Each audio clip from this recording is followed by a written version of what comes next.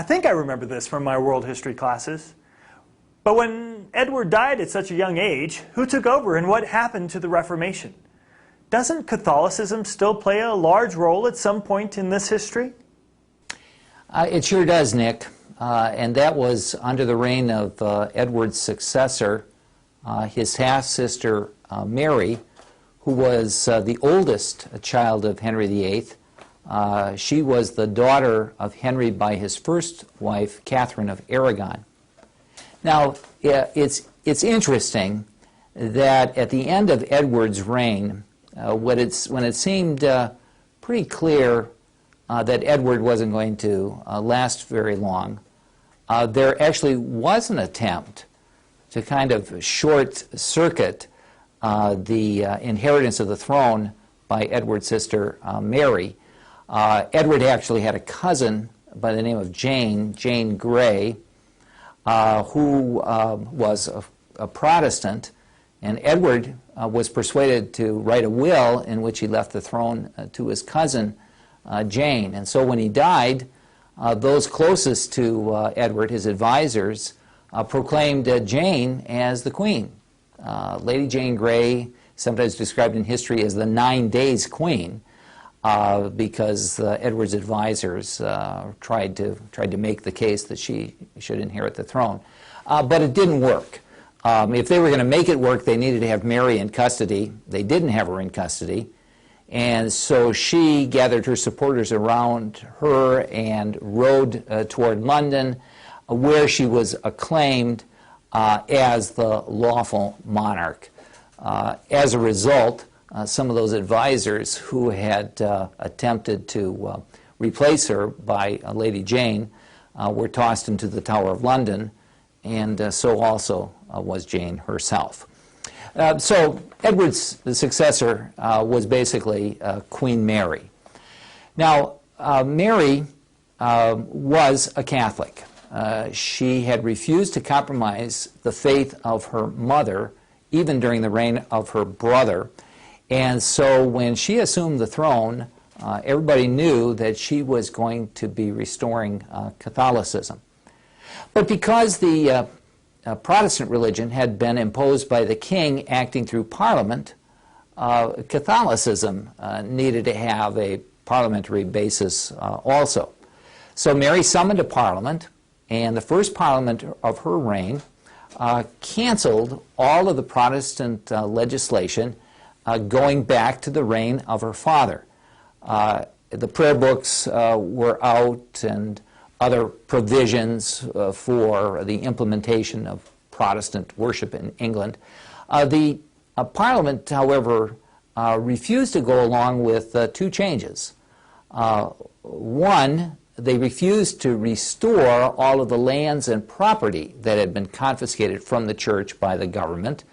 As we mentioned on an earlier occasion, many of the landed gentry were now in possession of those lands, and they weren't eager to diminish their own property and wealth for the sake of restoring the Catholic Church. And the other point that the Parliament balked at was they didn't want to revoke the royal supremacy.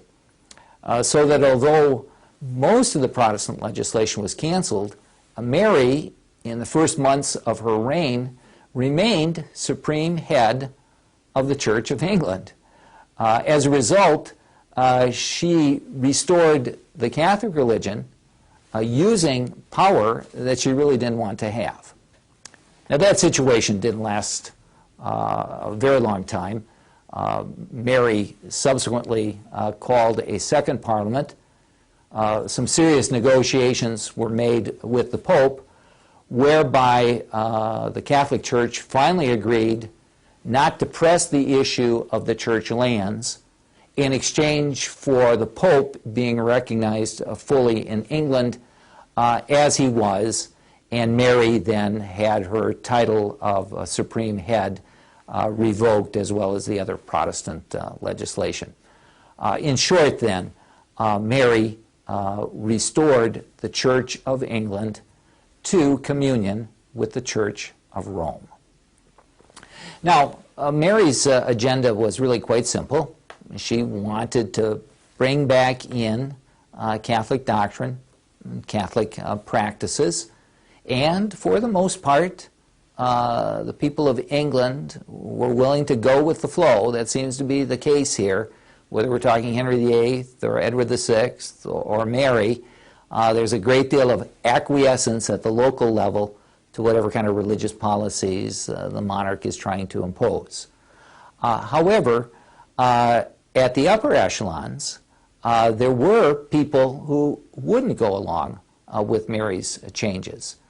So, for example, 13 of the bishops were in effect fired because they would not accept the restoration of Catholicism. Mary, as time went on, decided that this re-Catholicization of her country needed actually to be enforced by religious persecution, if necessary. And so, under her authority, or at least with her pushing and prodding, church officials began to go after people who wouldn't accept the restoration of Catholicism. That meant some of the Protestant bishops that we talked about in the reign of Edward VI were imprisoned and finally executed for their faith. These are people like Latimer and Ridley and Hooper, and no less than the Archbishop of Canterbury himself, that is Thomas Cranmer. Now, one of the interesting things about this period was the fact that an English clergyman collected records and eyewitness accounts of these executions, and later during the reign of Elizabeth published them and distributed them in England. This was John Fox. He was an Anglican clergyman who published a huge work really devoted to the theme of religious persecution. Representatives of the evil church persecuting the good church all throughout history, but especially during the reign of Queen Mary. And so we have accounts of how these people died, and often they died just very, very bravely on behalf of their faith. And since their executions were public, they were seen by a lot of people, and they actually inspired others with the kind of the force of their example. And it wasn't only the bishops, although, as I said, they were executed. Over the course of Mary's reign, perhaps as many as 300 people were put to death for their Protestant faith. And yet they made kind of a mark upon the psyche of the English people that this was how Protestants could die for their faith when asked to make the ultimate sacrifice. There were several hundred other Protestants who managed to escape to the continent. These are called the Marian exiles. And they were taken in as refugees in a variety of places on the continent. For the most part, it was in the Reformed rather than Lutheran parts of Protestant Europe here in the 16th century. So we find English exiles in Zurich, and we find English exiles in Geneva, as well as other places. Now those exiles in Geneva are kind of interesting, because while they're in Geneva, they decided to try to improve on the English Bible.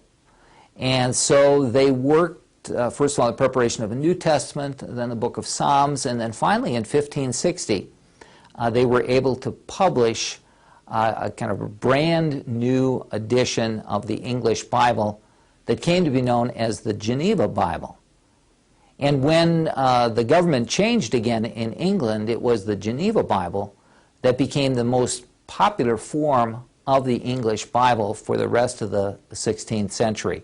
It really was kind of the first big bestseller among the English Bibles, and it was produced by those Marian exiles in Geneva.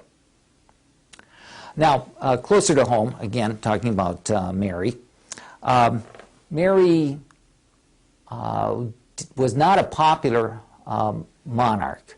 And part of the reason for her lack of popularity was her foreign policy. She decided to promote the policy that would most fit her mother's family, and that is to kind of renew the ties between England and her mother's dynasty on the continent. Now, the House of Aragon had married into the House of Habsburg, so that by the time we get to Mary, her Spanish relatives belonged to the Habsburg dynasty, the family of Charles V. And Mary wanted to renew those ties. And the best way for a monarch to renew diplomatic ties or to make treaties with other countries was by means of a marriage alliance. And so Mary sought a foreign marriage with her Habsburg relatives. Her English advisors, even her pro-Catholic English advisors, did not think this was a good idea because they thought that they would tie England too closely with the political events of the continent, and England would become just a pawn in the interests, the international interests of the Habsburg dynasty. But that didn't matter.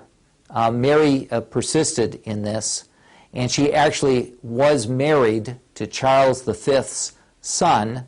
This was Prince Philip of Spain, and he actually, in the course of his marriage to Mary, inherited the throne of Spain from his father. So for a short period of time, the Queen of England was actually married to the King of Spain. Now, if Mary had lived longer, she might have been able to ensure the success of her religious policy in England.